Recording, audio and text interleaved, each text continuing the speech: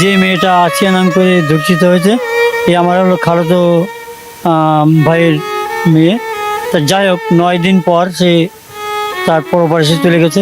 তা যারা ধর্ষিত হয়েছে, যে মেয়েটা ধর্ষিত, যে ভিকটিম 4 জন, সেটা হচ্ছে হিটু, তার ছেলে সজীব, তার ছেলে রাতুল এবং তার স্ত্রী জায়দা এই নেককার জন্য ঘটনার জন্য দায়ী।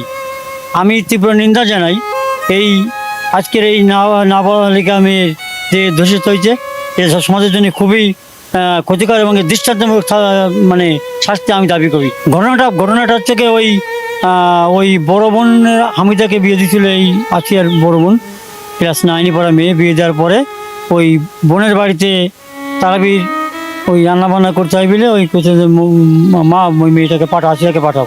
যাওয়ার পরেই 2 দিন ওই পাশবিক নির্যাতন চালায় বাড়িতে নয়, তাকে ওই ঘরের থেকে রাত 2টা দিকে নিয়ে কলার বাগিচার ভিতরে এই ঘটনা তার আপন তাওই এই ঘটনা নেককার জন্য ঘটনা ঘটাইছে এবং তারপরে তার শ্বাসরুদ্ধ করে মারারও পরিকল্পনা করেছে। ও দিলাভাই এই আসামি, সে সজীব আসামি। এই দৃষ্টান্তমূলক শাস্তি আমরা দাবি করি। এরকম ঘটনার জন্য বাংলাদেশ না ঘটে। ওই বোনটাকে নিয়ে আয়, তুই একা একা কাজ করতে পারতেছিস নে। তারপরে মায়ের কাছে বলে ওই মেয়েটাকে নিয়ে যায়। আসিয়াও কিন্তু হামিদা কিন্তু ধর্ষণের শিকার হয়েছে, কারণ হামিদার বিয়ে হচ্ছে সজীব মেজো ছেলের সাথে। বড় ছেলে তো তার নির্যাতন মানে এই পাশবিক অত্যাচার করতে পারে না, নাই লোক করতে পারে না। এটা খুব দুঃখজনক ঘটনা। আমি কালকে ওখানে সব কিছু জানিয়ে আসছি। আমি এর তীব্র নিন্দা জানাই। আসিয়ার বোনের সাথে আসিয়ার ওই করেছে। আমরা মাগুরা সদর থানা থেকে এসেছি এই আসিয়া বোনের জন্য, তার রুহের মাগফিরাতের জন্য এই গোরস্থানে এসেছি, কবরস্থানে তার জন্য জিয়ারত করা হলো। আমরা তার বাড়িতেও গিয়েছিলাম। তার মাও অসুস্থ, তার কান্না করতে করতে চোখে আর জল নাই। তার বাবা ব্রেন শক্তি ভালো না, সে কথা বলতে পারতেছে না। তাহলে আমরা তার বাড়িতে যাই আসলে যা দেখলাম, আমাদের নিজেদেরই চোখ দিয়ে পানি আসছিল।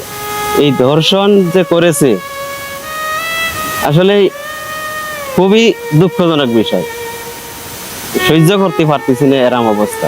তা আমি এইটুকুই অনুরোধ করি, এই ধর্ষণকারীদেরকে এই সরকার খুব দ্রুত বিচারের আওতায় আনে, তো তাদের যাতে খুব দ্রুত ফাঁসি হয়। ছোট্ট শিশুকে যে নির্যাতন করে মারা হয়েছে, আমরা তার বাড়িতেও গিয়েছিলাম, তার শ্বশুর বাড়িতেও গিয়েছিলাম। আসলে যখন মানুষ জানছে যে সে বাচ্চাটা মারা গেছে, তার সাথে সাথেই তার শ্বশুর বাড়ির সমস্ত বাড়ি ঘর সব কিছু জ্বালিয়ে পুড়িয়ে সারকার করে দিয়েছে। এইভাবেই যেন ওই নির্যাতনকারীদেরকেও দেশ থেকে এইভাবে জ্বালিয়ে পুড়িয়ে সারকার করে দেওয়া হয়, তাদের কোনো এলাকায় না থাকে, এটাই যেন সর্বোচ্চ শাস্তি তাদের দেওয়া হয়।